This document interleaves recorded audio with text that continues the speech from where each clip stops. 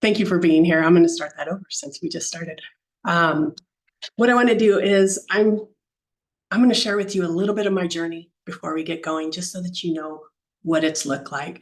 I've been doing Survey123 Connect since it was in beta, and that was probably about 7 years ago. It was hard to learn because ArcGIS Pro was in beta. We didn't know how all that stuff came together.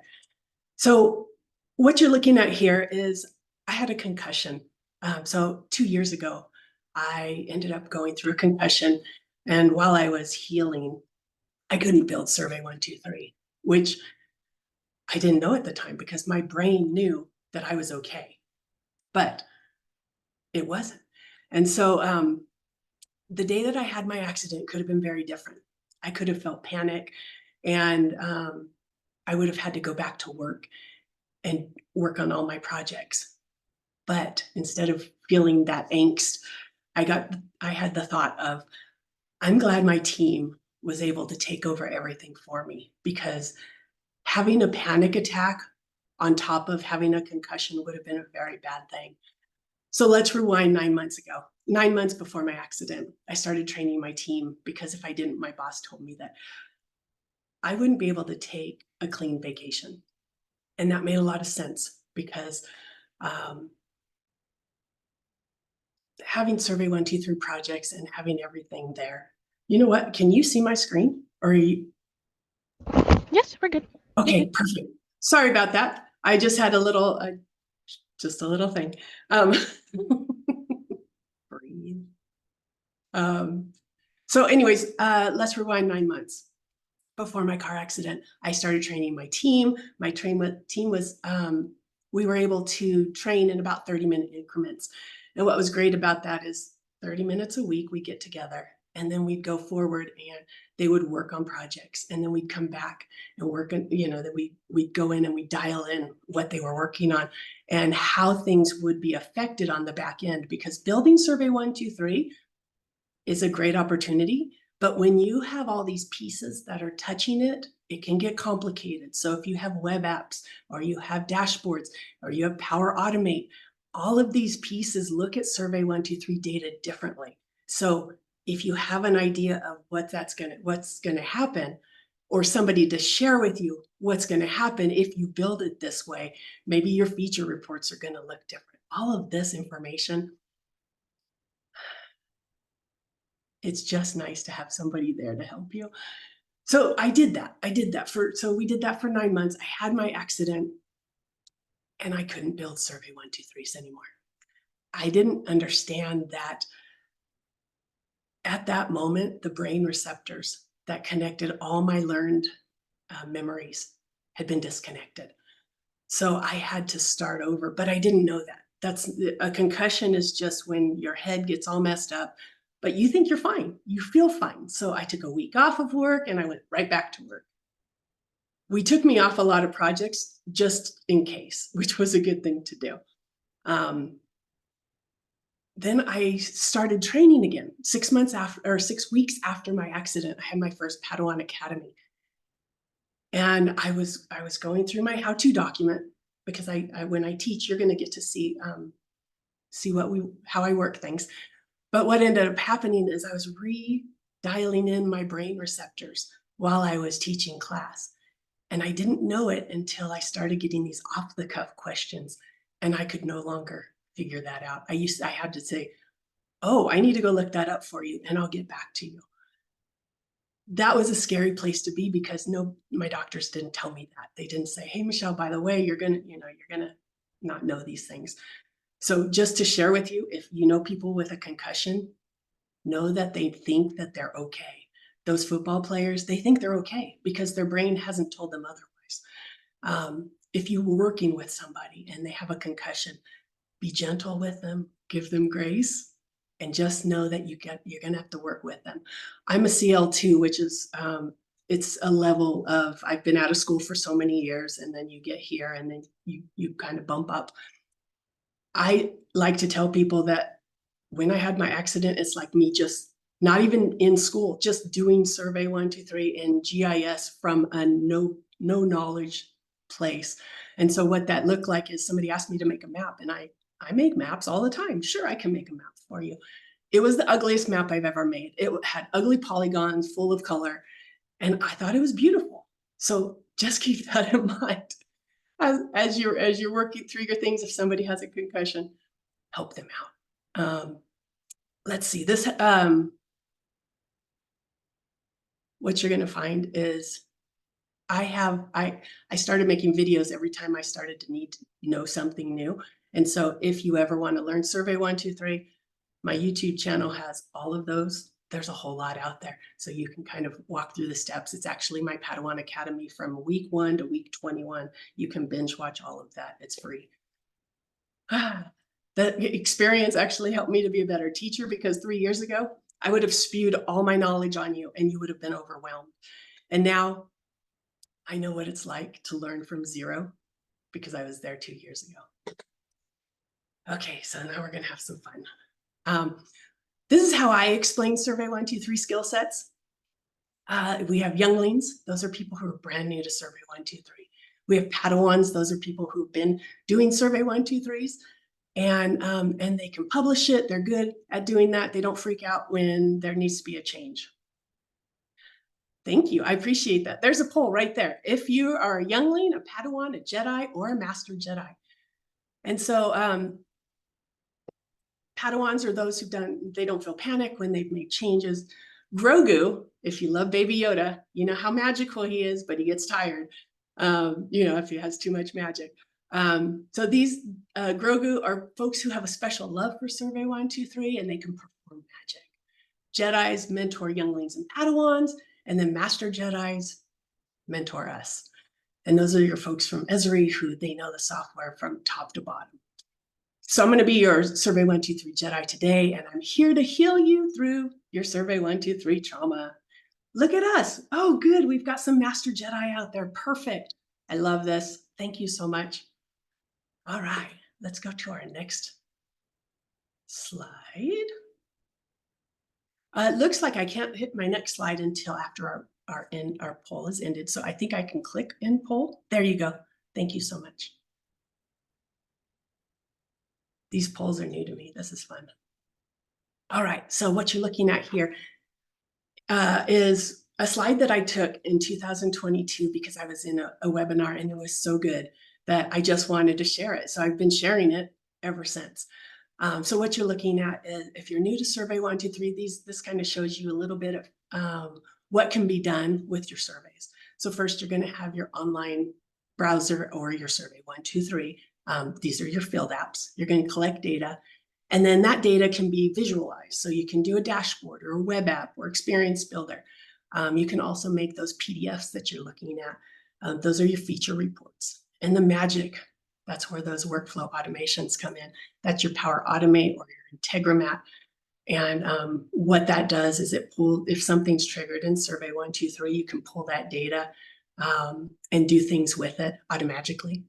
And you can also, there's new triggers that are out that will help it's an ArcGIS connector, and you can connect hosted services and you can do things with it. So that's my new passion. I love the Power Automates. So going forward in my classes, we are actually showing some Power Automate.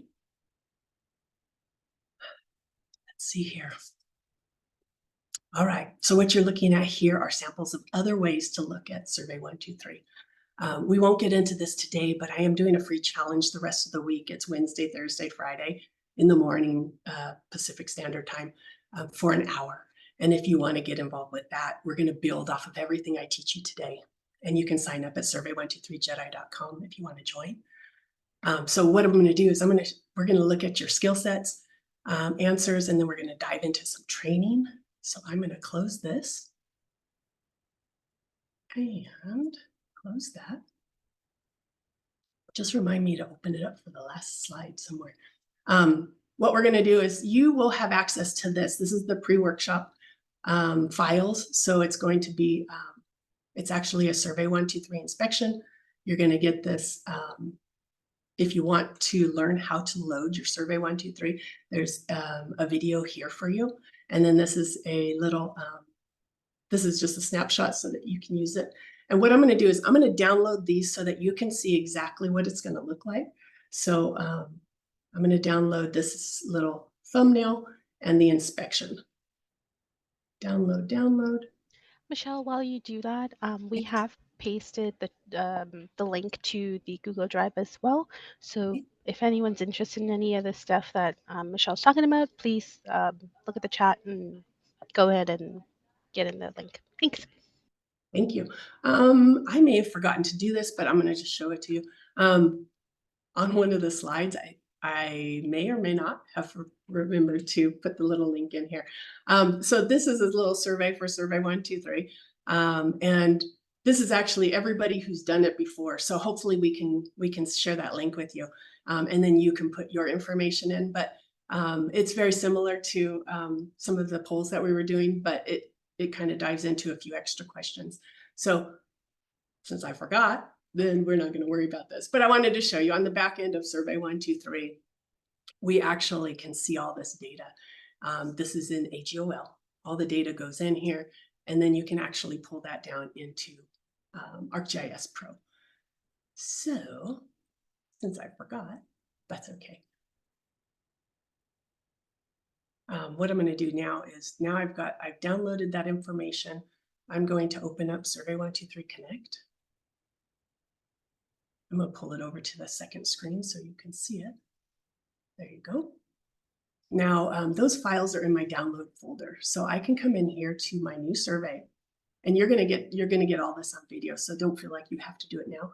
But that template that I sent you, it's a great template because all you have to do is publish it. It actually works. But it'll get you started. It'll give you some good information. So what I'm going to do is I'm going to let me put this in here, name my file.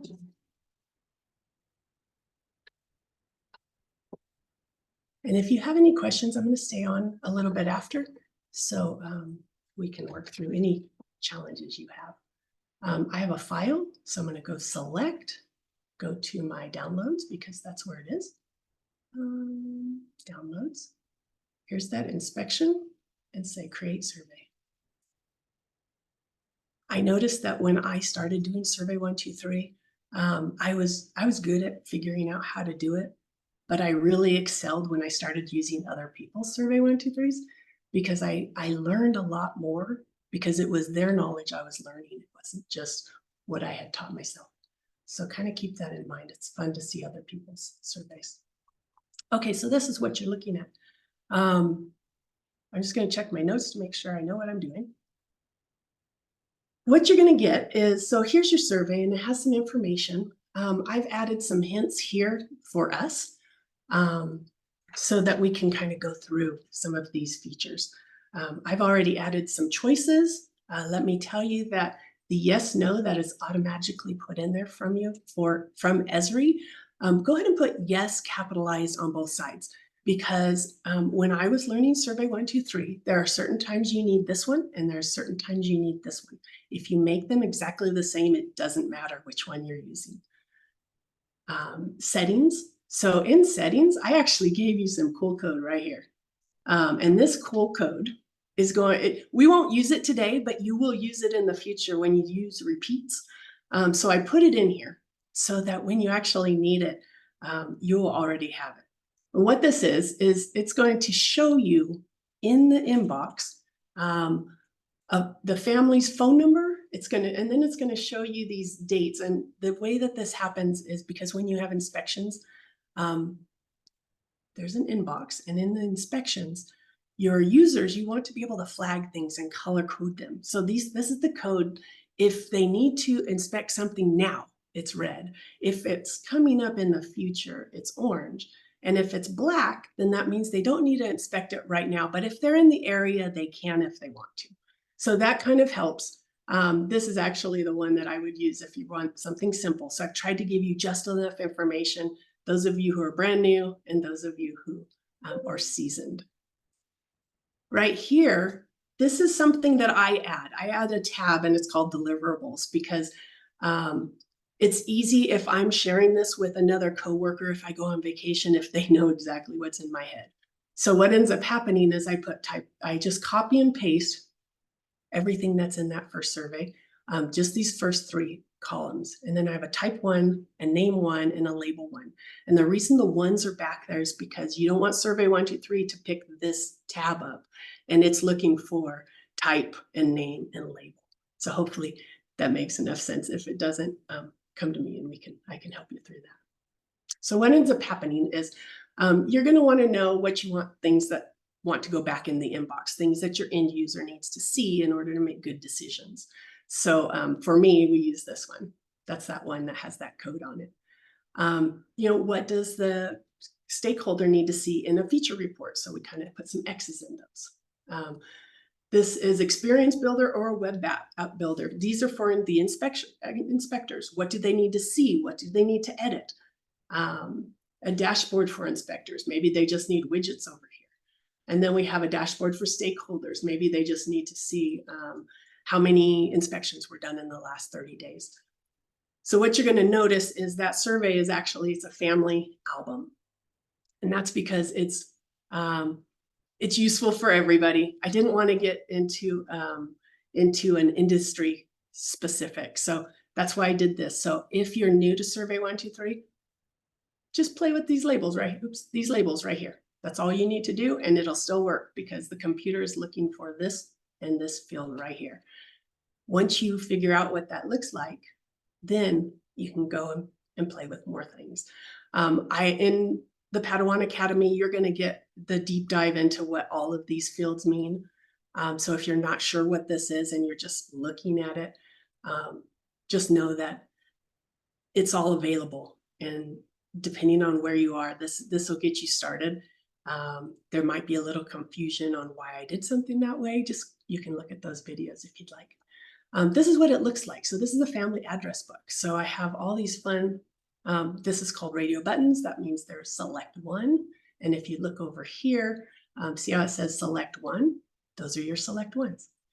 I actually in here, oops, both of those go together. So those are your usernames. So that username is hidden. And so what I've done is I just added a text field here. And if you come over here, you'll see that we calculate username. Username's up here. And so the only reason I did that is for you to see what that looks like. Whoever signed in will actually be able to see that. And then head of household, you know, you type somebody's name in, put your family's phone number. I put a default in there. So you'll look at this, and I put a default in there because you'll notice these are different. This has a mask on it. So it tells you, where those brackets are and where that dash is. And so when somebody puts their numbers in, they just have to put the numbers in and it's going to show up. I'm going to show you what that mask looks like way out here. So the masks are great because for this, you've got 9s. 9s tell the computer that they're numbers. If you have a capital A, your mask would only let you do capital letters. If you have a small a, those will be your lowercase number or lowercase letters. So I'm trying to give you just enough information so that you can see what happens locally. And then what did I do here? Oh, I wanted to show you how to hide something, so you can use hidden over here. Hidden is also over here in types. Don't use this one unless you're doing grid themes, because it's a little confusing to the computer when it doesn't know what you're actually putting together. That's on a training also in my YouTube channel. So you will get all that knowledge and you will be so much better at this. Let's see. GeoPoints. What I do here is I always put required. And the reason is if you've ever done a survey and your users are ending up in null island, which is 0, 0, that's why. It's because you didn't require them to actually answer this question and they skipped it. So keep that in mind also. Let's see what else we have here. Addresses. Now you'll notice the addresses is longer here. So I put multi-line here, and that's in a drop down. So you see that little field right there. If I come down here, you see how I can. Well, sometimes when you do things, it's not going to show you. For some reason, probably because I'm presenting, it's not going to show me what's inside that drop-down menu. But depending on what you have over here, which is text, then you're going to have certain options. If you have integer, you're going to have certain options. If you have image, it's going to have certain options. You're going to have to check that out for yourself. But it's a really smart piece of software. So use it as you can. So multi-line will give you that multi-line. And it tells you right here how many characters you have. If you don't specify how many characters, it will give you 255. I'll show you where to put that, because when you have yes, no questions, you are going to want to put 3. Yes and no, your biggest one is yes. Because if you keep it at 255, then every single field that you have that goes to the cloud gets recognized as 255 characters.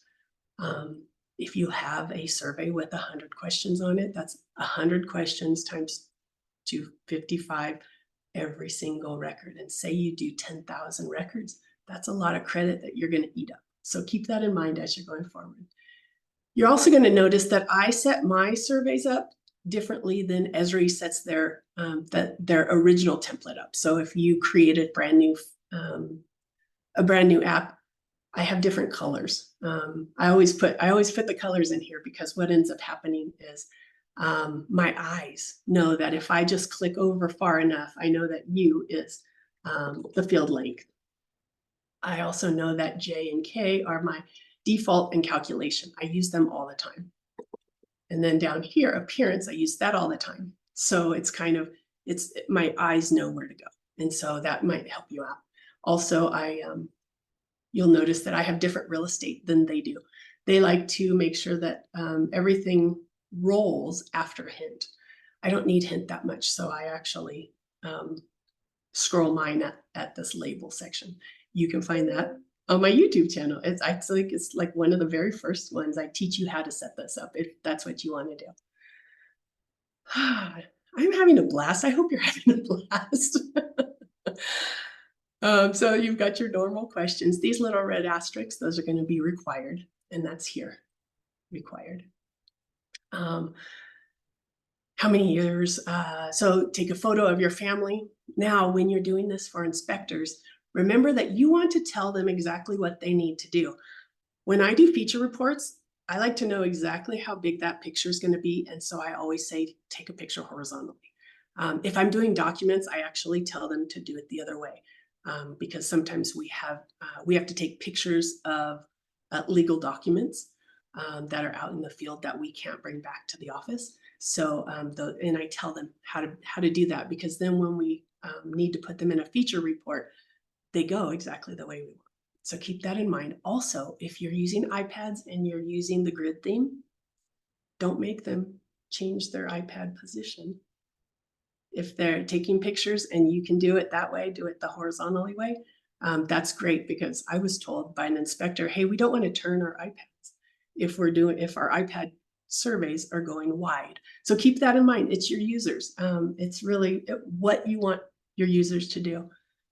Also, I tell all my new people, don't make people click if they don't need to. If you only have something like your radio buttons that are here, and you don't have 100 of them, just put them here so that they can just click. If you have 100, there's an auto populate or something where you type in 3 letters and it'll populate. That's great. So kind of keep that in mind. Don't make them do an extra step if they don't need to. It'll drive them crazy. Let's see. I added some dates down here. These are really cool dates. And I'm excited to share them with you, because it took me a long time to figure this one piece out. So you see this date up here. That's the date that the inspection was taken. Right here underneath that, I said beginning group and end group, because I wanted them to fall differently. What ends up happening, let me go to my calculations. Okay. So this here, let's say that you need to inspect something 17 days after your first inspection. You can put whatever numbers you want. You can also allow your users to add that. So what we're doing right now is we don't really know what the end user wants to do for an inspection resubmission date. So we put this in here as our best guesstimate. And then if it's not right, they can come in here. Oops. They can come in here and say, no, we really want to do 25 days. Okay, that's fine. Well, down here, what you're looking at is the piece of code. So today's date, that's your recheck date. Do you notice that? Let's see here. Let me make this bigger. Oh, it's not going to show you very well because I have it on the phone. If I do this, let's say, just for good measure, if I wanted to see this as a laptop and I wanted to come down here, you're going to get to see that whole date. So 25 days after the day that we originally inspected, that's your new date. Now, this was a great piece of information for me, and I figured you would like it too, so I added it. I hope somebody can use that because it's pretty sweet. It took me a little while, so I figure I'll give it to you for free. Let's see what else I have here. Coming down here, notes. Okay, so at the very bottom, I added my LinkedIn for tips and tricks, and then free Survey123 training down here at the bottom. And I did that because then you can see how to do this. If you need somebody to go to a link and just click on it, all they have to do is add this information. Let's see if there's anything else that I had to add. I added null here at the field type just because I don't need to see it on in my spreadsheet on the back end. Wow, that's it. It's just this piece of code right here for notes, my LinkedIn, and there's that. Also, I added here is version, and the reason for that is sometimes technology is not as awesome as we think it is, and somebody's device may not pull down the latest release of Survey123, and if they start having trouble, I can see what Survey123 they're on. For the most part, iPads will bring down the newest update as it gets there, unless your company has stopped it from doing that. And then, but this kind of keeps you in, at least your troubleshooting skills don't have to work so hard if this one thing is off. That's what I have for you today. Let me look at my notes over here. That was a lot.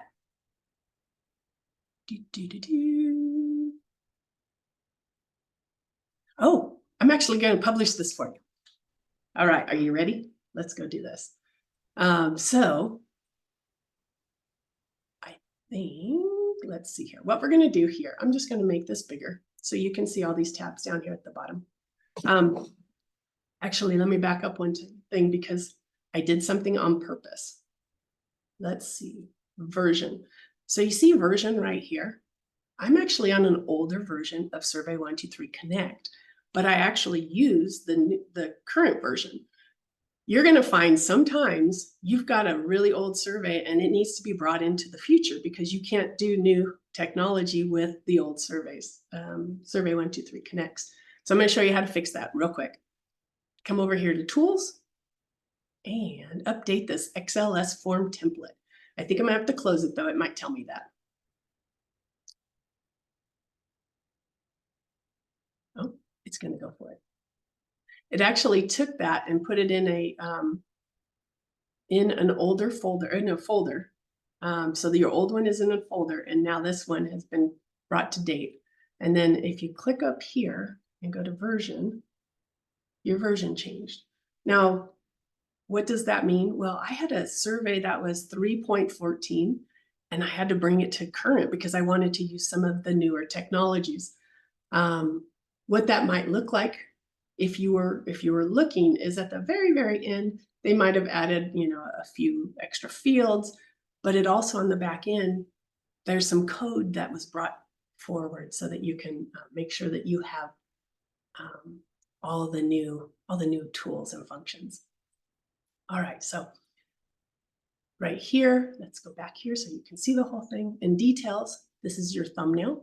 Now I think I brought I'm going to show you that. So I go into files. When I need to get my thumbnail, I'll go into my file folder because that'll bring me into exactly where all my data is.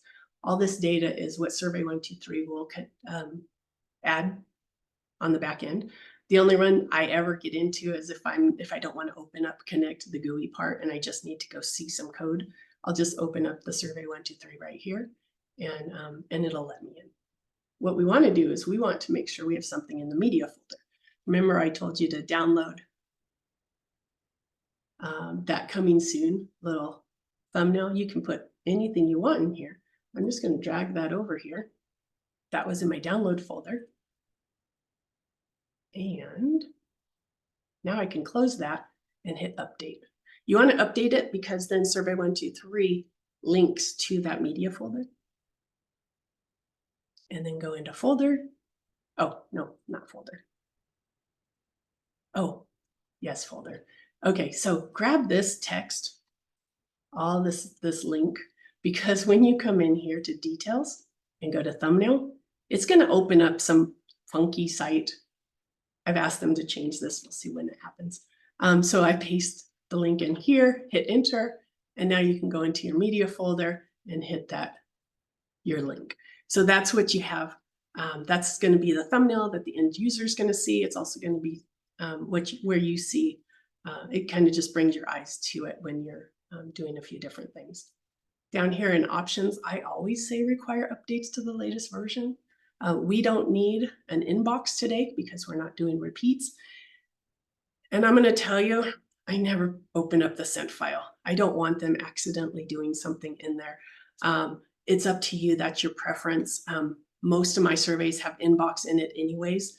And if you have your inbox open and you have your sent folder open, or you had your sent folder open before you needed the inbox, all the information that's in their sent box is going to block anything new coming in from their inbox. So they have to go and delete everything in their sent box, and then their inbox will work correctly. So for me, it's just easier if I just turn them both off for this one, since we're not doing repeats. I hope that's helpful. Maps, this is going to be where you can change your base map. Media, that just shows you that that JPEG is there. Linked content, this is if you're going to be using a hosted service. Maybe you have a base map that you want to do and your people are online. You can only use this online, but you can link hosted services here, and then it'll be the map that they can, and they can actually pull data from that map. That's actually one of the classes that I teach. So just binge watch all those trainings and you'll get everything you need. So let's say that that was perfect for us. Oh, schema, way down here if you need it. Scripts also is here. This is for your JavaScript. There's a lot that goes on there. That's a lot of fun. So anyways, then you're ready. You can publish this. Go into options. If your folks are going to be offline, I do it all the time, even if they're going to be online. Hit that enable sync, because what that does is it tells their device that they need to make sure that the device knows that they're going to be offline. So then they can, when they send all their data, it's looking for when they have their Wi-Fi. Okay, so say okay. This is cool too. This is the analyze. This is new from, I think, since the last version. So when you come here, you can see if there's anything critical or a warning or an information. And you can go in here, just click on this. It's going to bring up the spreadsheet in just a moment. Maybe. Oh, there it is. Okay, it's on the other screen. Not very helpful over there.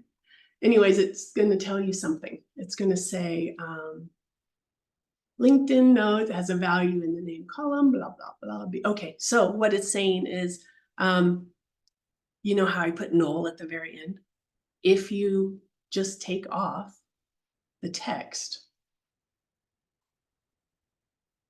in the name column. So if I come in here and I take that one and say save, I wouldn't have to put null at the end. It just knows that those are taken care of. So now let's publish. Let's analyze one more time and see if it fixed it. It fixed it. So it's really smart.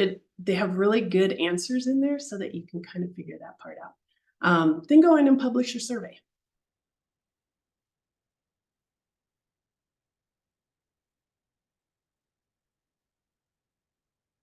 While we're waiting, we're going to go in here And we'll go into content.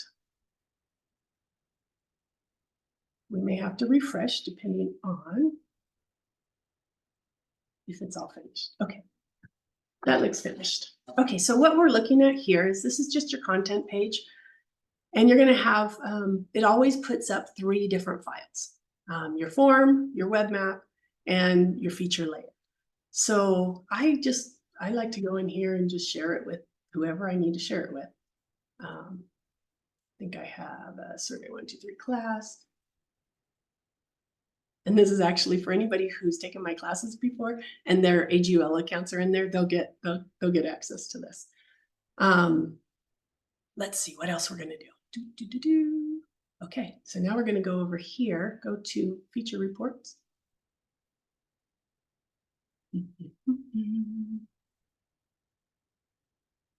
And go to data. Oh, no, settings. Settings. And then we're going to scroll down. And you're going to notice a lot of this is empty. Go ahead and and I'm not really sure why Enable Sync didn't automatically take care of itself. I think it's the newest version, so I'm going to need to tell Esri about that. Normally that would just click on, but somebody fixed the code, and so that one's not being turned on at the moment. Figure out what you want your end users to do, and then come down to the bottom. This export data, just keep it in your mind that when you start doing dashboards and web apps and things like that, if you want them to be able to do that, say yes. It's easy if you do it now, and then you can just say save.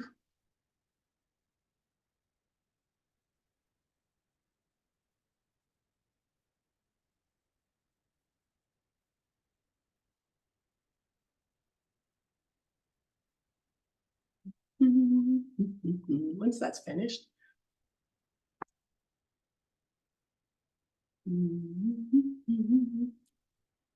takes longer when I'm presenting. There's back and forth data. Well, while we're doing that, I'm just going to look at chat and see if we have any questions. Oh, lots of questions. Thank you. I'm going to have to go through this. What I'm going to do is while that's working on that, just so that you don't have to wait, what we're going to do is go into these 9 dots right here. Survey123 will be somewhere down here at the bottom. You can drag that wherever you want. I like it first because I use it all the time.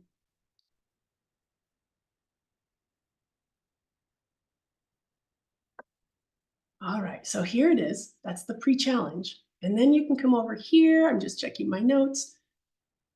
And click on that option. There's a collaborate option. Looking at my notes, let's see here. Let me go back one. I'm not sure that was the right one. Yeah, it's collaborate. Okay.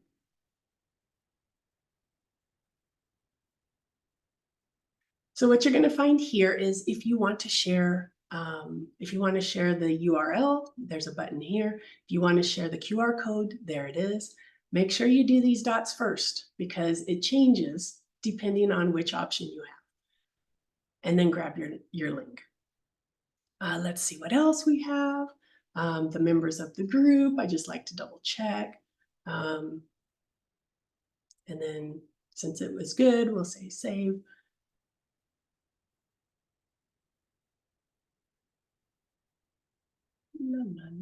Save. Wherever it went down here at the bottom. All right. Okay, so now we're going to go. Now that we've done that, we're pretty good at, we've got everything going. What we're going to do is we're going to go take a survey so that you can see what that looks like. Close. And so I was going to go on autopilot and do this. Go up to your, it's either your initials or it's your face or whatever your icon is. Go say download. And the very last one that somebody uploaded or you uploaded is going to be at the top.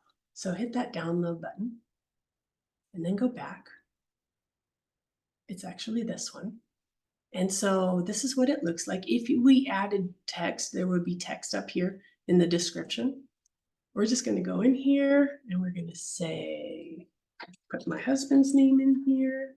We'll keep that as my phone number. That's okay. Since I'm on my computer, it doesn't really know where I am, thinks I'm in Redlands. We'll stay in Redlands. Redlands is a nice place. So we'll say okay. And Beaumont.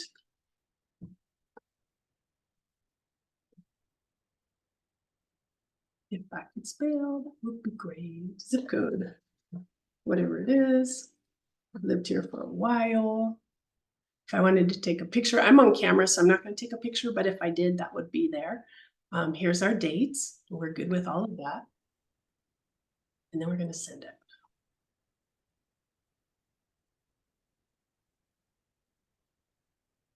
Now I'm going to show you how to bring it into ArcGIS Pro, because you're going to need to know.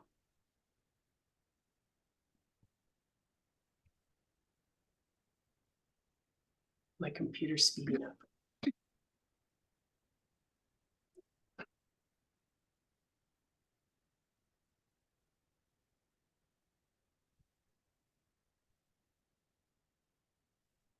So what I would do, because I haven't pulled this one down yet, is I'd make a new project.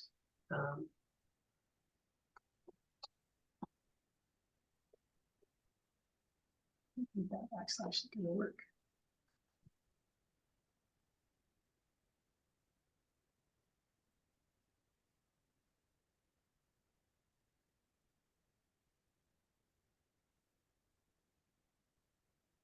All right, and then you just go to your catalog and portal.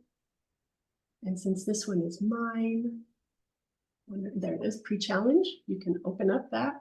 And I'm just going to grab the feature service and say add to current map.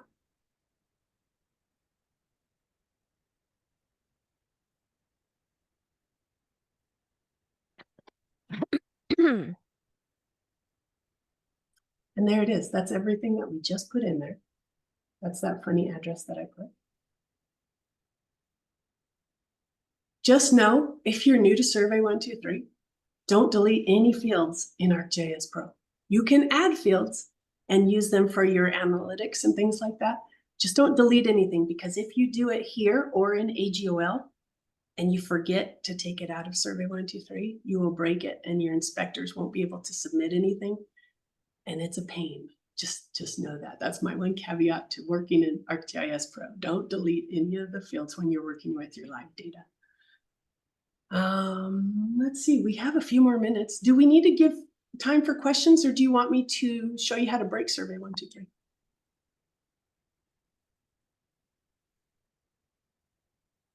Yes, please. Let's address some questions before we proceed. Okay. I'm going to look at these questions, unless somebody has questions and they want to come off of mute.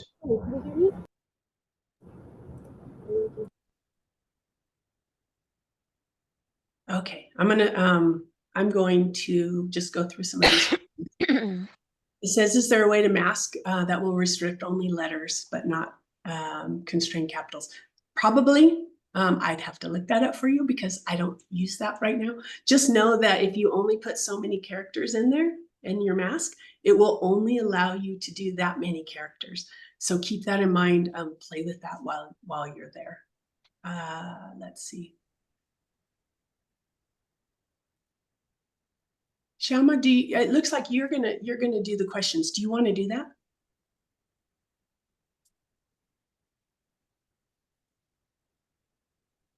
If she can't, Michelle, I can help you out real quick. Sure, that'd be perfect. Thank you. Awesome, no problem. So you got Michael's, right?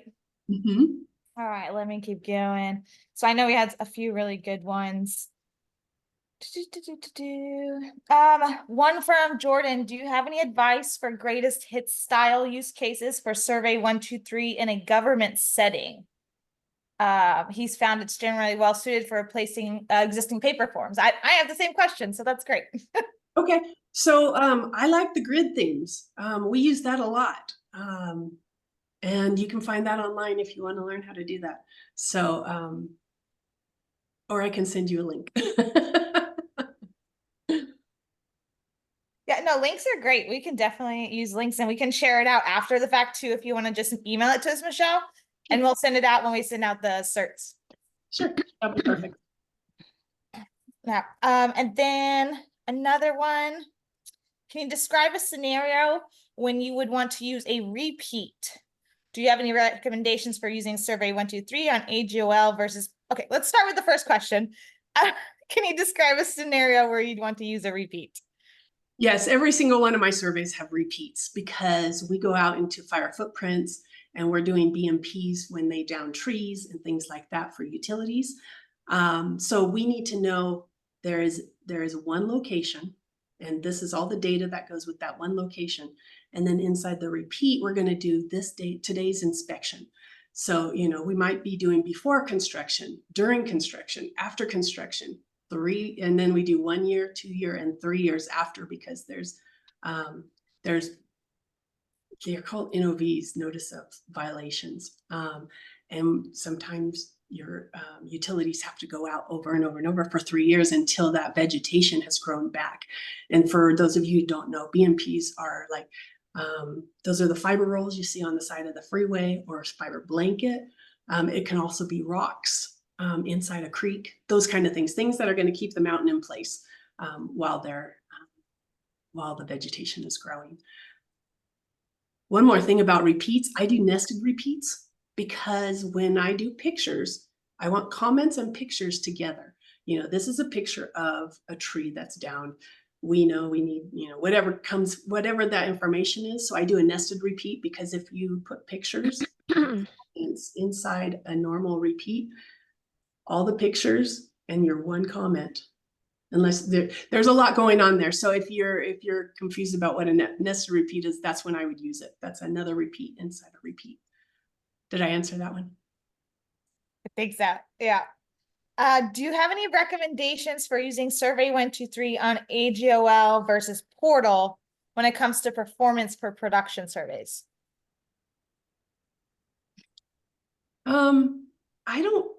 I don't know that there's a difference for performance. You know, it's data that's getting collected and put into the cloud.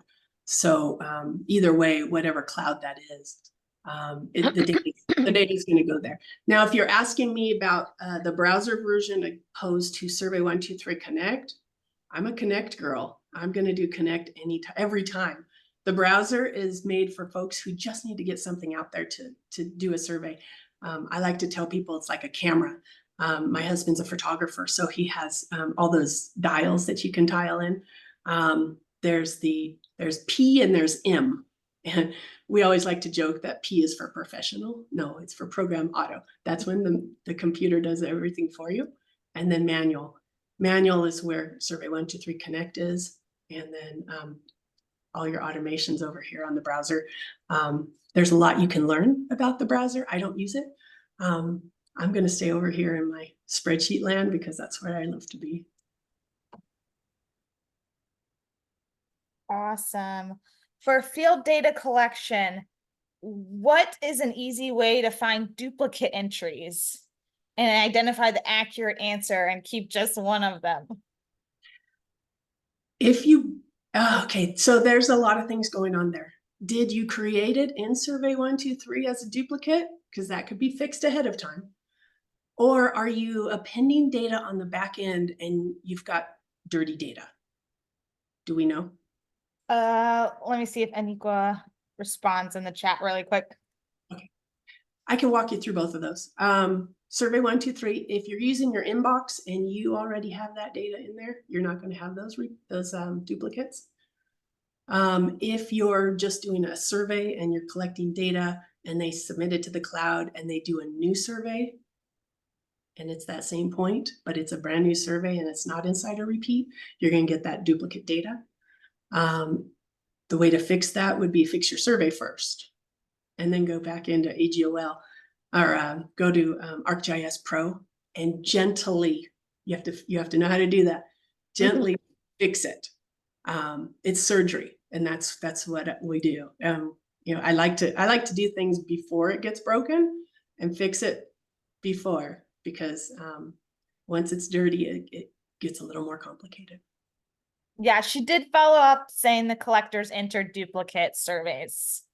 Yeah, that is a child relationship that you're going to have to, If you only want to use one in the parent, you're going to have to change the GUID, the parent GUID, in the children so that they match.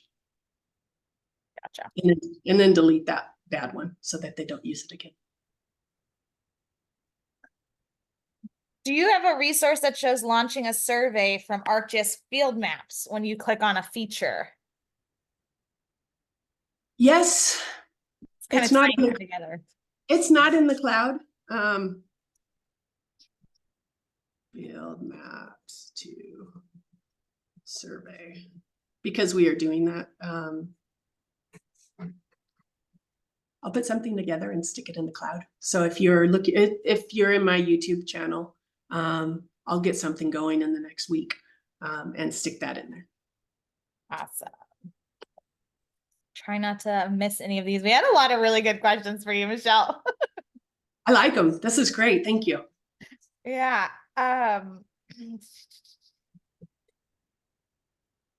One of the Sherry said, great webinar. So kudos. You're getting a lot of that in the comments. She's developed a survey utilizing the pull function to pre-populate fields from other map services. If the service is spotty, will the pre-populated fields still populate when they come back online? They have to be online. There's a way to, you can kind of, they'll know if it's not working, because if that data isn't connecting, that won't show up. Yeah.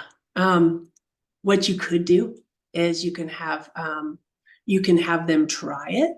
And if it's spotty, they have another option that says, I'm adding this manually, and then have a couple extra fields.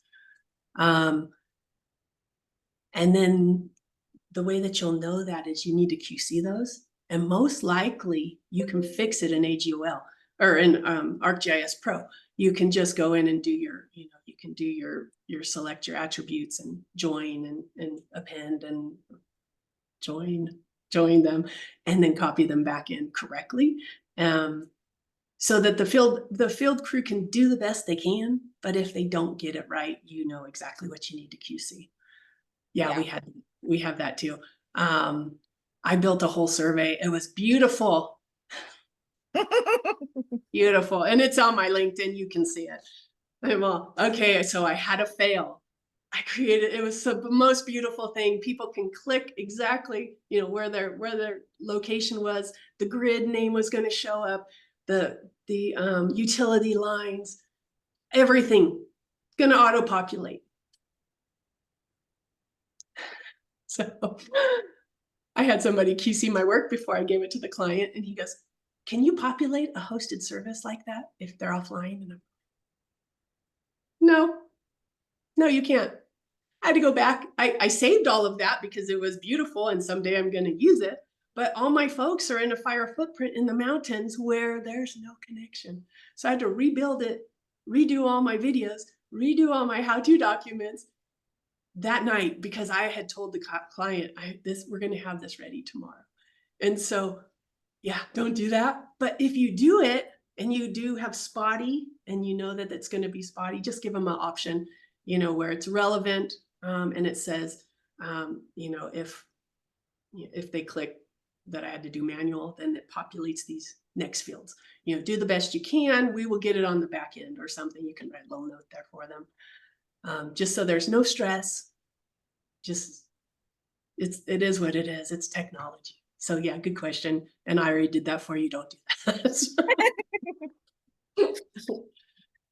All right. If we have a data set that's updated every 3 to 4 months, and we have collected data during a time period, how can I add the new data points that were added after the fact? After the fact, what do you mean?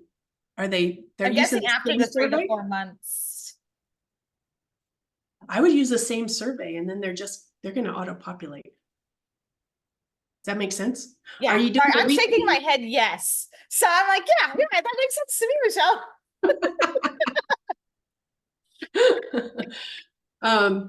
Yeah, just use the same survey and it's going to populate over and over and over. The only thing you need to know is if you're using Power Automate to Power Automate things, that 3-month leniency that you're going to have to activate your Power Automate so that it remembers and it turns itself on. That's the only thing that I would note. Use the same survey over and over and over, and you won't have a problem of doing that. Excellent. I saw a few more. Can you display data from repeats in the inbox of Survey123 or just the parent record? Just the parent record, but you can fix that. So if I'm still sharing my screen, what you want to do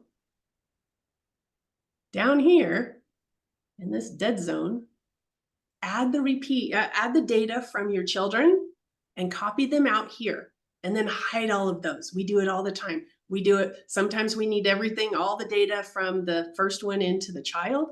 And sometimes we, like for that one issue, pull it back down, do a copy down here, and then make it hidden. That way. Oh, and there is one extra step in that. I don't have it on here. There is a calculate. There's a calculate formula that says that it always wants to recalculate. You need to add that. Recalculate. I'll get that. I'll send that in the. Actually, what I'll do is I will add that here in this document. I'll upload the document back into the folder that I gave you. So the recalculate formula. Good call. I like that one. Awesome. Do you have time for a few more? I know we're kind of going over on you, Michelle. So really appreciate you sticking with us. Thanks. Yeah, no problem. Awesome. Okay. When launching Survey123 from Field Maps, can you force it to honor the update required setting? I do not know. We stumped the Jedi. That's a thing. It's a field, but you're doing field maps. That's a field maps connection. No, you're good. I'm just messing with you, Michelle. We want to force the recalculate field. Is that what we're talking about? It says they want to honor the update required setting. Update. Is that update required setting? Are you trying to push data from field maps into Survey123? What does that mean?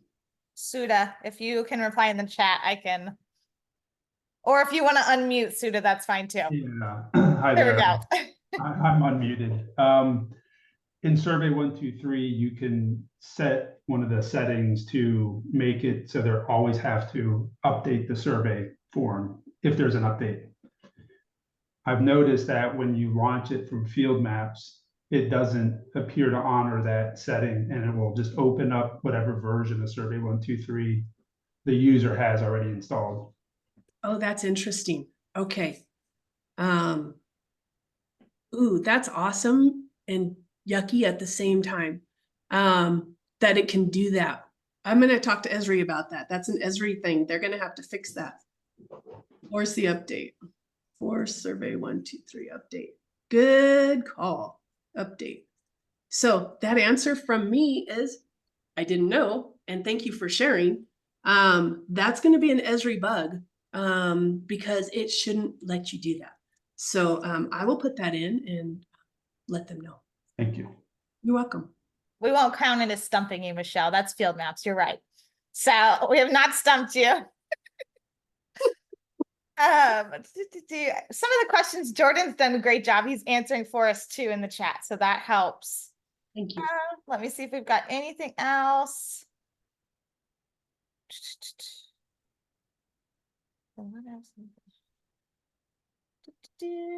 A lot of great presentations and kudos to you. Everybody's so excited seeing this.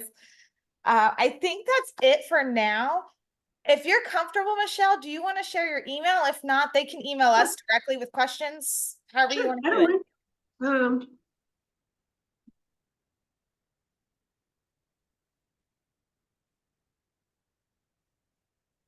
And just so that you know, I am doing that challenge tomorrow, Thursday and Friday. If they want to join, it's you can join at survey123jedi.com, and it's going to be cookbook style. We're going to actually do repeats on this exact Survey123. so that you can figure that part out together. Excellent. And did you want to put your email in the chat really quick before we log off, or anything else you want to add? Did I not do? I did it to you. I mean, that's totally fine too. I can share it. It's okay. It's all good. Thank you. I appreciate that. Technology. So a lot of thank yous. And I think anything else you want to add, Michelle? I know I want to go check out your YouTube. Her survey is in the chat. So if y'all have any questions, feel free to reach out to Michelle. And again, check her YouTube out. It sounds like she's got a lot of great tutorials up that we can watch and learn from.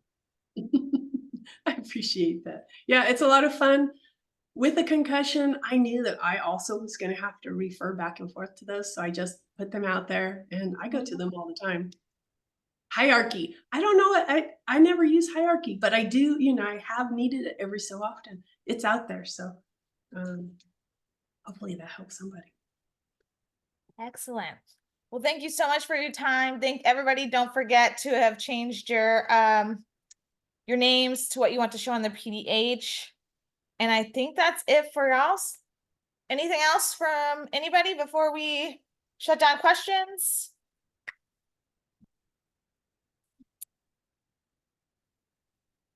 Yep, and definitely we'll have the YouTube up of the recording within hopefully a few days. So anybody else can watch this one. The next speaker series is, oh gosh, you're making me remember things, Robert. March 26th. Thank you. That one. So thank you again, Michelle, so much. We really appreciate it. This is really cool. I learned a lot. So that's excellent. I think we all took a lot out of it. So thank y'all. You're welcome. Have a wonderful day. Y'all too. Thank you.